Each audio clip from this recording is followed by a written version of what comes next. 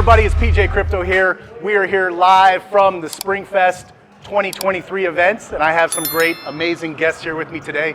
Let's start here with Chantalle. Chantalle, how you doing? I'm doing pretty good. I mean, we're here with a lot of cool people having some Metabrew, so couldn't be any better. Couldn't be any better, right? No. Yeah? And tell us about your role, and then we'll go on to the rest of the guests we have here Well, today. I'm doing all the visual stuff, like the branding part, but also going to all of the events, like to the conferences, holding some keynotes, doing the podcast. So I'm like going out a lot, but also like doing all the branding stuff and Branding, marketing, all that good stuff. Yeah, and you know, it's a great brand. I love it. It's fantastic. Yeah. And then we have our friend here, Andy. Andy, how you doing here today? I'm absolutely happy to see you finally, meet you. In person, in the flesh, yes. And I'm Andy. I'm obviously the CTO, doing all of the smart contract work and all of the blockchain work, but I'm also happy to be here today in Vegas on the second day of the SpringFest and finally meet you. Yes, likewise, man. Yeah. It's very good. It's good to have you here. Thank you very much. And then we have Donskiii. Yeah, so I run Booze Bears and I do the marketing for the U.S. operations here at Metabrew. So I just make sure that everything's looking good and make sure we're taken care of on the front here in the U.S. and in Vegas and all that stuff. So yeah, that's what I do. This is the inaugural SpringFest, right? Yes, exactly. Yeah, and so you're domestic based in the U.S., right? Exactly. Your NFT project. So I run this side, and then of course we have everything over there in Germany and Perfect. the European market. So we're here day 2 of the event, so pretty fun here at the Nerd Bar. Yes, yeah. I'm quite a nerd myself, so I love Nintendo, all that kind of stuff. So great venue. All of us are nerds in one way or the other, and that's great. That's a great place to be. How about Metabrew Society? So we're talking about NFTs, beer. How do you make the two work here, right? Because I think like this is very innovative, and it's cutting edge of what we're trying to see in the Web3 in real life, combining the two worlds together. Tell us about this. How does it work? How do you guys make it work? I mean, I think what we try to do is provide a product that's real tangible.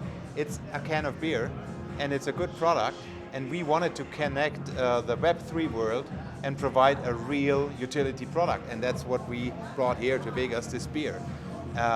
And Chantalle, she designed all of this nice labels. Yes. Don't make me blush, please.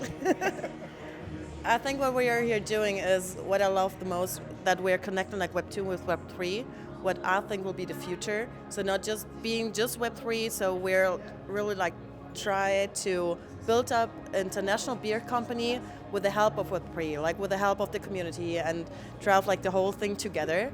And I think that's like cutting the edge and thinking like an old traditional beer thing in a new way, like in an innovative way. One thing is like with the innovation line, so we have like the traditional line with all of the Bavarian brews, but also like innovative, and taking like the community inside of the whole marketing process and inside like getting all the feedback, getting a better product because we get all the feedback from the community and all of that. So cutting the edge within Web 2 and Web 3, like building a Web 2.5 brand. And I think that will be the future also in the space too. If you're like crossing the borders, that's what's getting interesting. Right. Well, I just know German beers in the U.S., Donskiii, you know this, right? It is quite the motherland of breweries, right? It's the motherland of breweries. So here we are. We have the Marzen brew, right? The lager is it's a little darker, but for a lager, it's actually we just got a new can here, so I'm going to open this up here. I think you got one of those too there, Andy. There it is, sir. Yeah. So cheers to you guys. Thanks for coming on. Appreciate that. But yeah, it's a really nice tasting Marzen. I like this one here. I think we have a little bit of something for everybody, and I think that's... Yeah, absolutely, yeah. So here we are in Vegas, day 2. What are we doing as far as the push in the U.S.? Because we have pretty big breweries out here in the United States, right? And getting the word out about Metabrew Society, like without spending a ton of money on advertising, which could be very expensive.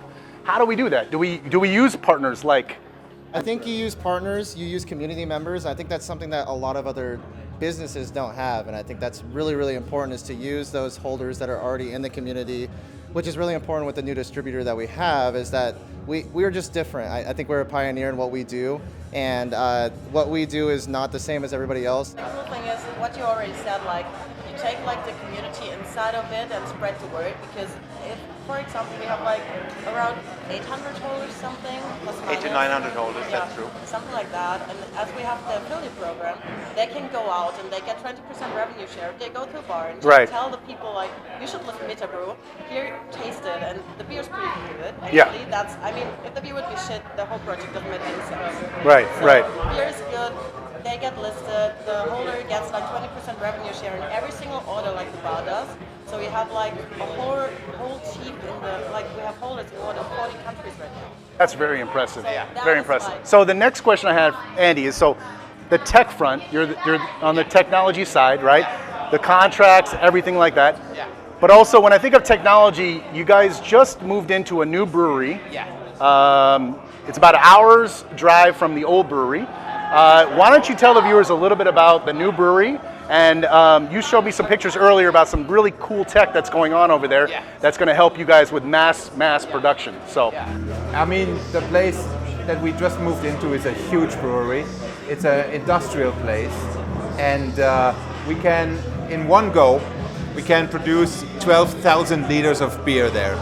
So that's about 30-ish thousand cans of this beer. wow. Actually, I was so impressed when I got there. I was like, I know it's huge, and I went there like, oh my god, it's so huge. So it's impressive. Seriously Wow. impressive. Wow, wow, For wow. us. Yeah, absolutely.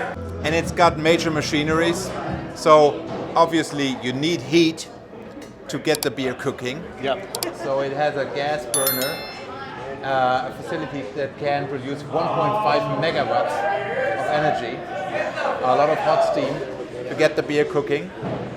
And once you cooked it, and all the malts and all the ingredients is in the water, Yeah. you need to get it out of the steam kettle and get it cooled down again. Yeah, because you can't bring it in boiling hot, right? At that point, yes. So you got to cool it down. You need to stop the process in the right moment. Yeah. Reduce the temperature back down to almost freezing cold, and that's what we got a huge cooling machinery for. So it's a very modern aggregate, a very modern machine that produces all of the cooling energy to cool it down again and put it into the storage tanks. Yeah. Yeah, nice, nice. That's a lot of beer that you guys can produce in one go. That's amazing. Are you planning to produce that many? Like, what are we talking about here with Metabrew Society's future? The plan is to start with one brew a week. Okay. That's going to be the first 1, 2, 3 months maybe of the brewery.